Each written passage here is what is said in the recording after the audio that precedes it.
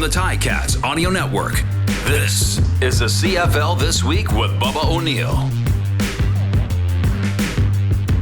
Football in the middle of June. What a concept. As for the first time since 2019, the CFL will play a full 18-game regular season schedule, and we here at the CFL This Week are here to dissect Week 1 with the most opinionated, knowledgeable, and sometimes controversial analysts the game has to offer. This is the CFL This Week. I'm your Ticats Audio Network host, Bubba O'Neil. On the podcast this week, he was the voice of the Saskatchewan Rough Riders for over 20 seasons.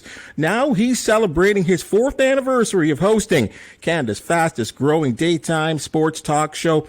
Coming to us from South FLA, Mr. Rod Pedersen. Howdy, Bubs. Good to see you.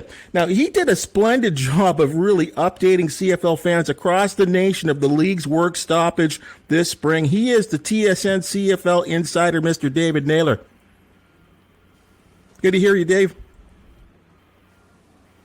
All right, and we'll bring in, and folks, as I've always said, if you need to set the mood with the proper wine as you sit down to watch Friday Night Football on TSN, he is your man. Your afternoon host on TSN Radio 1050, Matthew Cauz. Matthew, great to see you. Great to see you, Bubba. Yeah, like Friday and Saturday, so entertaining. And yes, there was wine to be had while enjoying those games. Let's start off first. We'll go to you, Rod, first. Just really quite simple. The biggest surprise to you in Week 1 of the Canadian Football League regular season? I will keep my thoughts tight. My biggest surprise was the Edmonton Elks being that bad. I thought Chris Jones was playing possum in the preseason, saying, we got a lot of work to do. Yeah, more work than anybody thought. So that was my biggest one. I was happy to see 2 games end in last-minute victories. Obviously, Winnipeg and Calgary winning at home. The Saskatchewan-Hamilton game, sorry for the Ticats fans, is the way it ended. I mean, 18 fourth-quarter points for Saskatchewan was exciting. I'm the biggest Cody Fajardo fan in the league. So when Cody plays well and he wins, I'm happy. I just wasn't real happy that Simone Lawrence tried to take his head off. Wow, over Dave, to the rest of you. Wow, what rocked your sock there, Dave? Well, let me look. First, I think the football was good, and that's the thing I think we were most excited about. Is look, I'm not an apologist for last season. That was hard to watch. A lot of it, and we could debate at another time why that was, but the what is really not up for debate. I thought the game looked crisp. I thought even the Hamilton Saskatchewan game, although I'm sure Hamilton's got loads and loads of issues in terms of their pass protection and other things. I thought overall we can't get into this mentality where if we have a good defensive football game, that's bad football, right? Even though, yes, we want to see the game trend in the offensive direction. We want to see it move away from what we saw in 2021. But there's still going to be good, competitive, aggressive defensive football. And I think that's what we saw through 3 quarters with Saskatchewan and Hamilton. The Nathan Rourke show was exciting. I'm like Rod kind of alluded to, the big question on that one, and we always have these questions when we come out of a Week 1 lopsided game. How good is Team X? How bad is Team Y? Because, when you watched what they were able to do with James Butler, the missed tackles, just he was going in untouched, from 20, 30 yards out.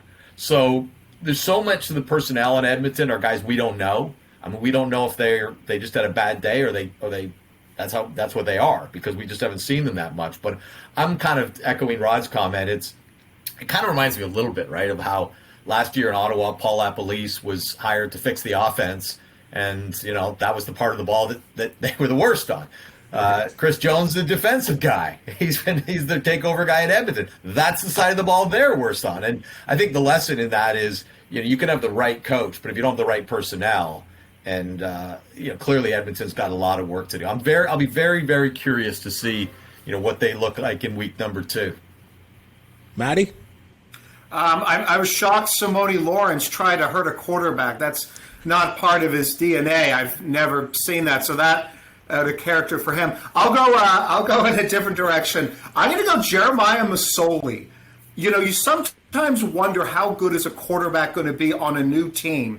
And he would have had well over 400 yards if Ackland hadn't dropped that 80-yard touchdown early in the game. Against Winnipeg's defense, he looked incredible and just so comfortable there. So for me, the biggest surprise, beyond talking BC Edmonton, is the performance of Jeremiah Masoli.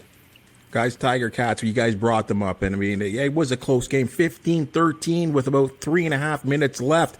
And then next thing you know, the Tiger Cats lose 30-13. Dave, Dane Evans, responsible for 4 turnovers, just didn't move the offense. He had the one home run ball in the touchdown pass in the fourth quarter. Reason for worry if you're a Ticat fan?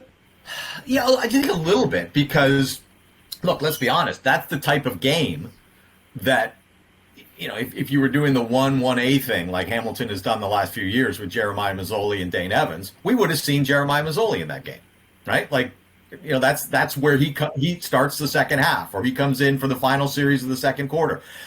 They didn't have that ability to go to the bench, and they've been doing that, you know, for pretty much 2 seasons. That, hey, this guy's our starter. If he's not feeling it, we can go there. They can't go there anymore. Right? They can, I guess. Matthew Schultz played the very end of the game, but I don't think anyone thinks the Ticats are going to ride Matthew Schultz, you know, through the season. He turned the ball over too. And he turned the ball over too. And it was, you know, garbage time, right? By the time he gets in there. But I think that, that is a little worrisome when you now hung it on this guy. Now, the Ticats performance reminded me a little bit of what they looked during the first couple of weeks last year. Remember that? The offensive line wasn't good. You know, Jeremiah Masoli came out and hit a 70-yard touchdown pass on the first drive, and then they didn't score for 2 games, right? So, you know, that essentially, it reminded me a little bit. I don't know why Hamilton's coming out of training camp with its offensive line issues unsettled for 2 years in a row. But I think there's some reason for concern. I wouldn't put it in the, you know, urgent concern category, but anytime you've always had the 2 and now you're riding with the 1, you know, and look, Jeremiah Masoli's performance against a very good team in a very good place, you know, is certainly going to be recognized by Ticat fans. Rod, I mean, certainly concerned for Ticat fans, but I think we've been alerted at least that Saskatchewan, along with Winnipeg, may have that best front 4 in all of the CFL. Well, let's remember that it's week 1. We're recording this on what I'm dubbing Overreaction Monday. So if you're Hamilton, I think you're sitting wondering how much of a motivator for Dane Evans was Jeremiah Masoli, because 2 quarterbacks that I have been around in my career and know very well are Darian Durant and Henry Burris. They played the best when there was no 1B. They didn't want to be pushed. But some guys, and you know, Henry's a Hall of Famer and Darian probably should be, and Dane Evans, what is it going to take to light a fire under his butt? You know what I'm saying? Maybe Jeremiah Masoli breathing down his neck was the motivator he needed. It's just, it was tough to watch from an offensive perspective for Hamilton, obviously. You mentioned the 4 turnovers, but it's not just on Dane Evans either, by the way. That game, it wasn't over 10 minutes in, but the Riders came ready to play. Hamilton didn't look like they were ready to play. But when you lose games early, it forces you to go to the drawing board and work out the kinks. You love to put the wins in the bank early, but Hamilton's going back to the drawing board, kind of wondering, what do we have? And let's not forget, too, that you guys know the Ticats far better than me. Brandon Branks, how much was he the soul of that team? You know, he's not there. So I think, I just think Hamilton's just looking at, what are we here? And those are the tough questions that you need to ask. The earlier, the better. That I wouldn't be concerned at all, you know, but you never like to. Yeah. It's one game in, and Rod, how dare you talk about overreaction later today? Why Nathan Rourke, the MOP's already decided, and now everyone's fighting for second place. The one thing I wonder about that Hamilton game is 8 sacks allowed, 6 were on Dane Evans. How many of that was just poor play by the tackles, and how much of that is Dane Evans and his inability to escape pressure or pocket awareness? I think I got to rewatch the game because it was an ugly game, and I just wonder how much to put on the quarterback and how much to put on the offensive line. I think they had 20 yards rushing in that contest. Don Jackson had the ball 5 times, 0 yards. Surprise there. Yeah. It was an ugly game. And it's a weird one, Dave, to your point. How much of it was, do we cheer for the defense, and how much do we go, you know, we just look at all the different missed assignments by offensive line? You know what? You guys just brought him up, and this Nathan Rourke, Canadian quarterback. Rod and I talked about it sort of previous to getting on air here. Oakville guy here in Ontario, but apparently he's a BC guy as well too, playing for the Lions. Matty, I mean, again, we want a Canadian quarterback to succeed in this league, and if that was just his resume tape, pretty good. Yeah, and by the way, the better he plays, the city of Toronto will claim him as one of our own. It is what we do. I don't care if you were in Scarborough or Newmarket. Oh, you're an all-star? It's a Toronto guy. I've said this so many times. This is the unicorn for the CFL. There's a lot of ways to grow the game and get a new audience, and whether it's through sports betting, but if you get a Canadian quarterback dominating Canadian football, what that does is that cuts through just sports. That now trickles into the casual sports fan or even the really non-sports fan, because news organizations across the country will pick it up because it's new, because it's something we haven't seen in ages. A little bit here and there with Brandon Bridge, but everyone who's ever written about CFL football, we've all written those columns. And so I am so giddy, but I'm doing my best to keep it in, because I know there wasn't like deep target depth on his throws and all that. But we can say this, for a first game, job well done. And he looked really comfortable out there. And how can you not be super excited? Rod, were you surprised? We saw a bit of him last year. Not but really. This was real good. Yeah, not really surprised. I think it's funny that Victoria's claiming Nathan Rourke. So pump the brakes. Get out of here, Victoria. Get out of here. You going to cut him in half? Or because if you saw all the games, Victoria's Nathan Rourke leads Lions to win. So whatever. It's better than people saying he's not ours. He's not ours. So in the off season, I had Neil McAvoy on my show, the co-GM of the Lions, and I said, "What about this Canadian quarterback, this Nathan Rourke?" And exploded. He goes, "Stop saying Canadian." He was, why do we have to say that? He's as good as anybody. And I'm like, okay, well, let's see. And there's no reason to think that he's not as good as advertised. And I think he is what's probably the best thing for the CFL right now. You're right, Matt. Let's just hope everybody picks up and pays attention. Dave, shouldn't we be proud to say Canadian quarterback? Shouldn't we? No, I think we can. And look, I think there's a bit of a straw man being set up here by some of the storytellers on this one. Who is this chorus of Canadians that don't believe a Canadian can succeed in the CFL? Where are they? Like, we're always speaking to them. Put your hands up. Right here. I get, you believe that? Right here, because we haven't seen it. Because we haven't seen it. Because isn't that that's the reason for skepticism, is we don't have the infrastructure as of yet to create all these Canadian quarterbacks and succeed. Okay. We've seen it in tennis or golf. If we want to talk about Nathan, what's that? But if we want to talk about Nathan Rourke's success, and I do, and I love the kid, I think he's the greatest thing to happen in the CFL. But we can't pretend here, okay? Nathan Rourke went to high school in Alabama and 4 years of football in the United States. He was not groomed like in Oakville, Burlington to the CFL. It's where he grew up playing, right? He obviously showed loads of promise. And, there's guys that are in the league now that played with him when he was a kid and stuff. So it's a great story. But let's not do myth-making here, okay? Now, on the other side, you got a guy who's playing quarterback the other night in Trey Ford, who is solely developed in Canada.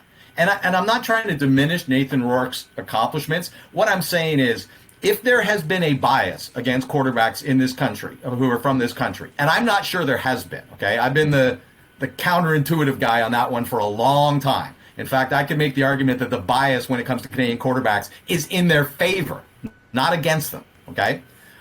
If there is a bias, it's nothing to do with citizenship. It's about the developmental level of U Sport football and whether that translates to the CFL. And guess where else we don't recruit quarterbacks from? Division III in the United States. They're all Americans, but we don't recruit them. It's about the level of football, not the citizenship. And the fact that Nathan Rourke is probably the best Mid-American Conference quarterback since Ben Roethlisberger, is why he's in the CFL, not because he's from Oakville.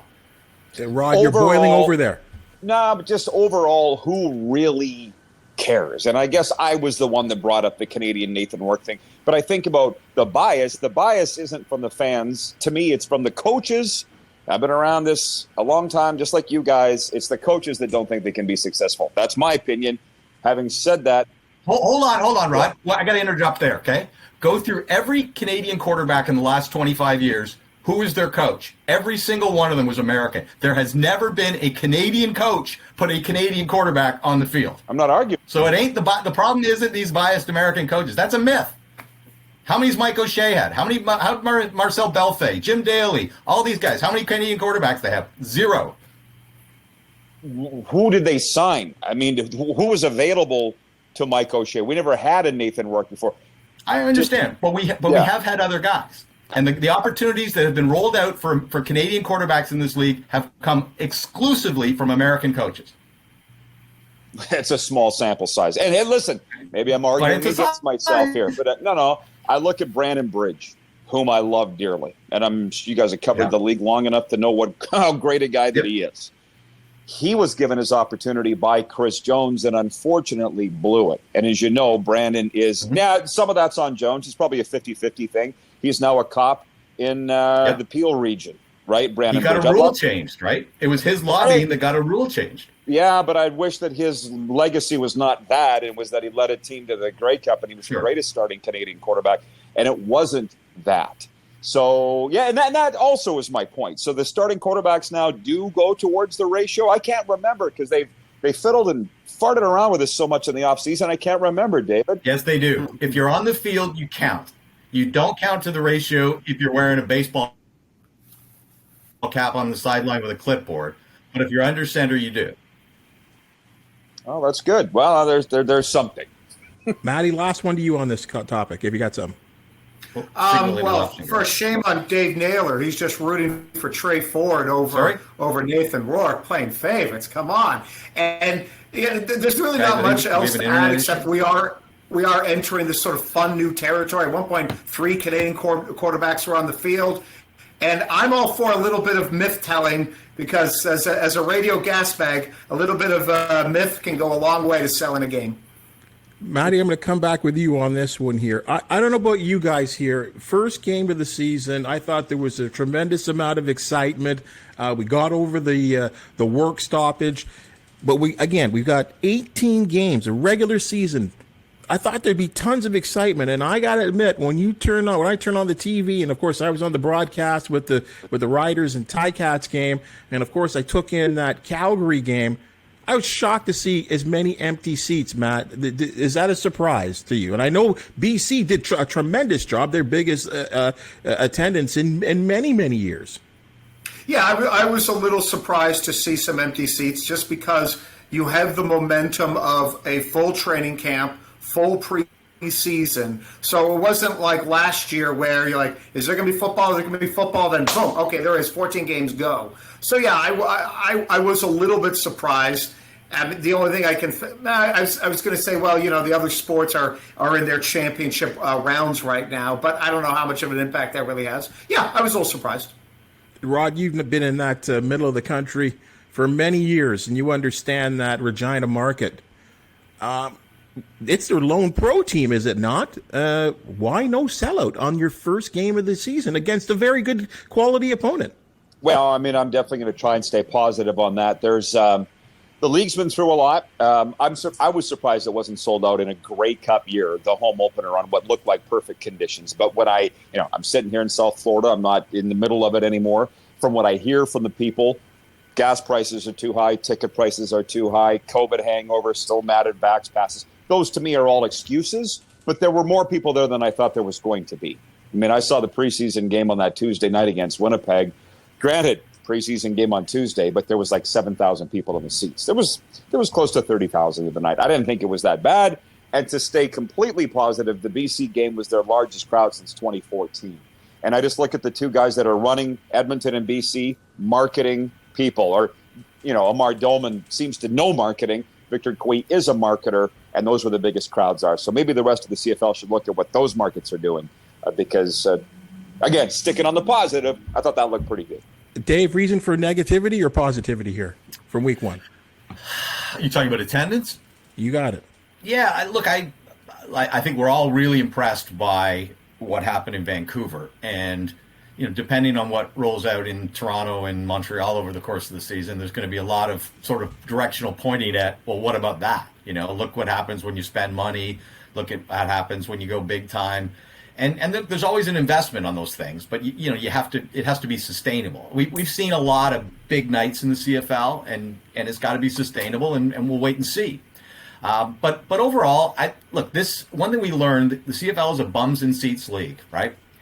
And attendance matters, and the demographics matter, because even if you've got a stadium full of people in their 50s right now, that means in 10 years, a bunch of them aren't going to be at your games, right? And I think we're past the point of debating the demographic question about the CFL.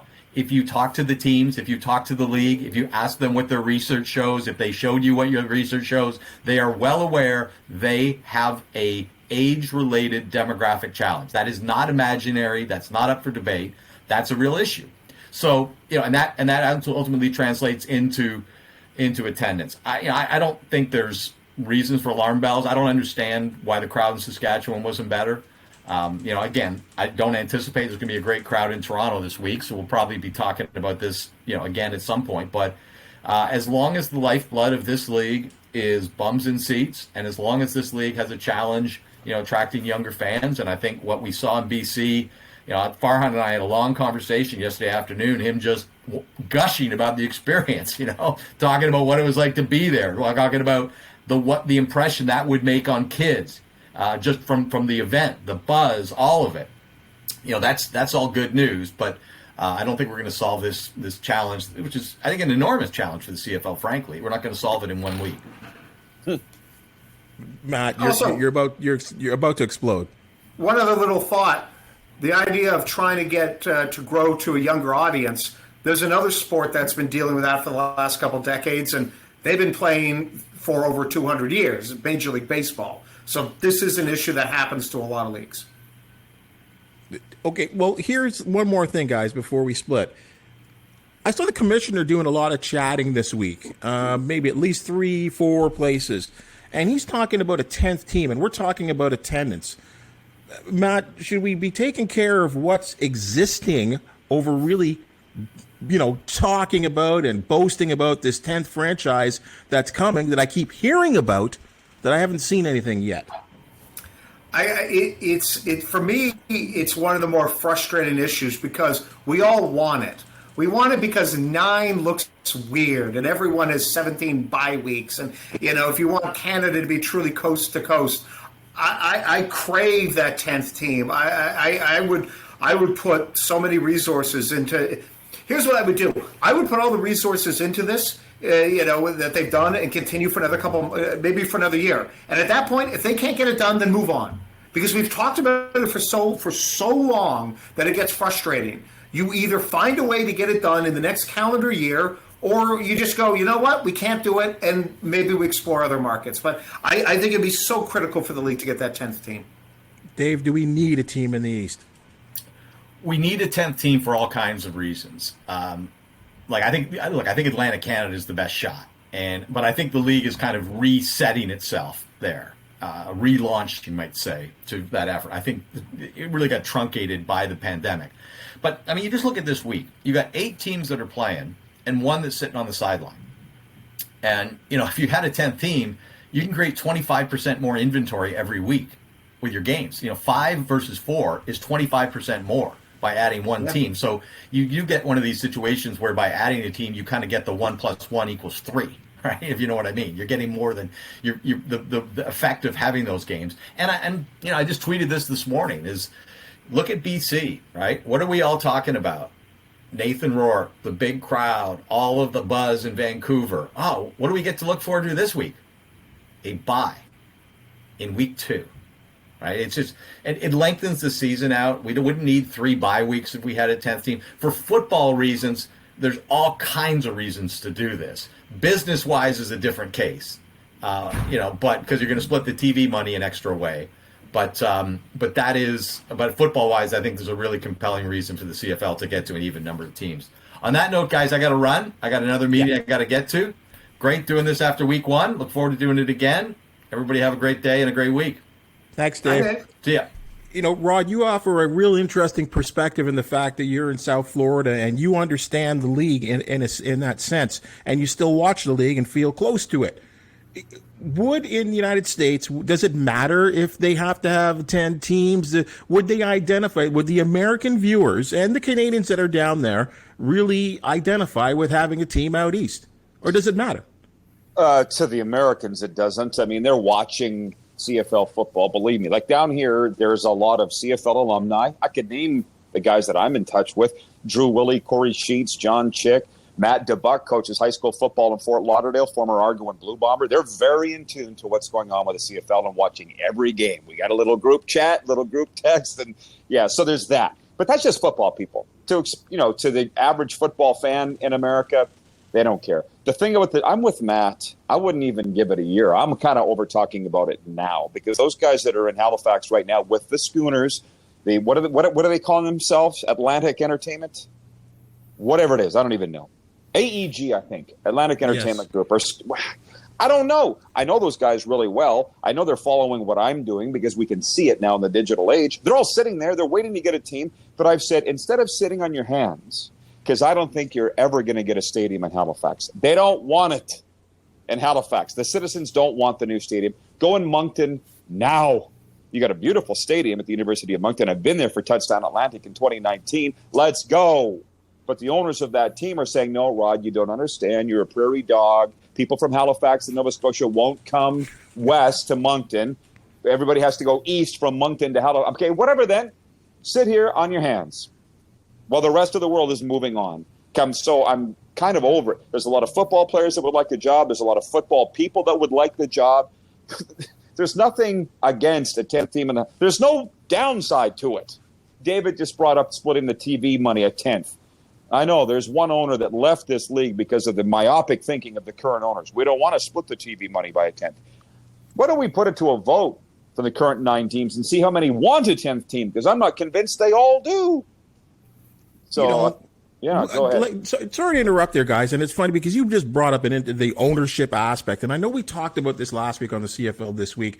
But the Larry Tannenbaum comments to continue to get a lot of talk amongst CFL people. Matthew, I'm sure you know exactly what he was talking about. And he was talking about the community owners that they're happy with the status quo. But in his opinion, and he's run some pretty big franchises in all of sports, and he says that there's a structure problem with the Canadian Football League. Do you believe so, Matt? I think this is just a classic case of just clash of personality where you have the Larry Tannenbaum way of doing things, where it's big, aggressive.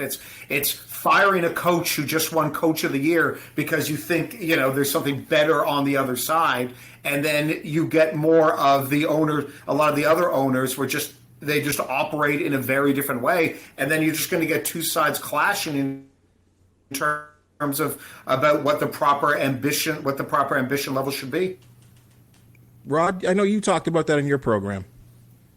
The direction of this league, at the ownership level. Like I've never met Larry Tannenbaum, but I feel like maybe he's my spirit animal because he, with him saying, look, we've looked at the CFL, they don't want to change, so we just need to decide now if we want to be part of it. I get the mentality. That's why I'm sitting in South Florida right now. Like, Larry's trying to drag the CFL into the next millennium, and the CFL doesn't want to change. So, I mean, there's a lot of red flags. I'm sorry. I know we're sitting here on Tycats Audio Network talking about this, but the fact that a lot of the league doesn't want to change, we look at that CBA, and they say we have no projected revenue increase for 5 years. That's what they told the players. That's some scary stuff right there. You don't think a 10th team wouldn't add to merchandise sales and rising tide floats all boats? The fact that anybody wouldn't want to expand this league scares the bejeepers out of me. And there'd just be more TV games. To Naylor's point before, there's more inventory. There's more eyeballs. It makes so it almost angers me as much as me getting to see palm trees behind Rod there. And I wish I had palm trees behind me. So that angers me. But I want this 10th team. Well, hold on a second, Matt. It wasn't all that long ago you were posting pictures on Instagram of you with a glass of wine and palm trees behind you. So what are you talking about? I'm greedy. I'm back in Toronto. I'm at Agent Court. I'm McCowan in the 401. There's no palm trees to be had. There's just skyscrapers and cranes. But just continuing on our point here, and we'll wrap up on this question here. Why hasn't it happened then? Why haven't we got this team out east? Because you're right. I've seen these prototypes and of what the uniforms are going to look like, what the logo is going to look like. I've seen parties. We parties at Grey Cup at the Grey Cup week. There's the Eastern guys out there. Why hasn't it happened already? Money. Well, yes. Yes, it's for sure, but it's a chicken and the egg thing. They won't put a team there until they have a stadium, and they won't get a stadium until they have a team committed. And neither one has happened yet. That's what I think that it is. I mean, to be honest with you, 2018 Grey Cup, I was in the room, huge party in Edmonton where they had all the owners, Anthony LeBlanc, Bruce Bowser, Gary Drummond. The commissioner was on stage, and they brought in these cheerleaders in purple and silver outfits. I was there, guys. Let's welcome the Atlantic Schooners. Huge party till all hours of the morning. I left early, but we're sitting here. It's now 2022. There's still no team. And I remember a couple summers after that announcement, I was on the tee box at a golf course, and this marshal goes, well, when's Halifax going to be playing? Because they got their team, right? They were granted a team. I'm like, no, they weren't. They fooled you. And that's the thing why I think a lot of the CFL leaders don't like me, because I prefer to be real, and I'm going to call them on their stuff. That was all a big splashy hocus pocus Chris Angel Vegas thing. And to be honest, I kind of checked out at that point because I'm like, you guys can't be real about it. So why is it? They're waiting for the ideal situation, which is a new stadium in Halifax to happen. It's a 2-year build because I saw it in Saskatchewan from the moment the first shovel hits the ground to playing in it. So at least go to Moncton now. Play 2 years there. Get some hype going. And they don't want to do it. They want the perfect scenario. So that's why I'm like, I'm out. That's how I would answer your question. And the shame there is you should never try to seek the perfect scenario. The perfect scenario does not exist. Ideal does not exist. It's about finding a more of a common ground. And maybe one thing, Bubba, and you guys were, Rod, when you were talking about, prairie dog and all this, maybe part of it's my own ignorance about being here in Southern Ontario, where I just assumed that Atlantic Canada is this mono environment where Moncton and Halifax would be working together, and that just screams to my own ignorance because I've only visited Atlantic Canada like once or twice. And that is true, and you're right there. I mean, I can say here, from the Hamilton area, more Oakville, Burlington, that yes, I think that's kind of what everyone sort of thinks, that it's going to be in either Halifax. They'll make it work, or you know what? Let me throw you. Why would they just shift it around maybe a little bit? Do what like the Green Bay Packers did. They played in 2 places. Why not just play in 2 places in Atlantic? I mean, and you'd get everyone excited out east about a football team, Matt. Yeah, no, you're right. That's a good example about the Green Bay Packers, but maybe it just screams that there's just not enough cooperation between those two markets. Well, guys, we apparently got it all figured out, and apparently we need to be in the CFL office to make this thing work. But anyway, we've made it work here for 45 minutes talking on the Ticats Audio Network on the CFL Week. Rod Pedersen from South Florida, the Rod Pedersen Show. Hey, catch him, at 12 o'clock here in our part of the world. Fantastic program. He's talking hockey. He's talking football. He's talking baseball, everything under the cover of the title of sports he's talking about. And that's why I like your show, Rod, and the fact that you don't hold back and you say what you feel. And so we really appreciate that. Congratulations on the 4-year anniversary, and thanks for joining us, Rod. Appreciate it, guys. Thank you so much. Always good seeing you. Call anytime. Matthew Cauz out there every day on 1050 TSN Radio in the afternoons. Again, as controversial as always, and again, a great guy, and the fact that you love the CFL, and the fact that you used to call Mac Marauder football games makes us real happy in the Hammer as well, too, way back in the day. So I know you got a sweet spot for the Hammer as well, too. Absolutely. First win, Ben Chapdelaine, long touchdown pass. I always have for 93.3 CFMU back in those early McMaster days in the mid-90s. We close it out for week 1 of the CFL this week. Week 2 comes to you with, again, 3 more unbelievable analysts to talk about the game, and we'll break down week 2, and hopefully we're only just talking about football. Hey, I'm your host, Bubba O'Neil. This has been the CFL This Week on the Ticats Audio Network. This has been the CFL This Week with Bubba O'Neil. Every Monday, a new episode drops with a roundtable of CFL insiders discussing the biggest stories in the Canadian Football League. We would love to hear from you with your thoughts and opinions. Email us at gameday@ticats.ca. Subscribe to the Ticats Audio Network on Spotify or wherever you get your podcasts.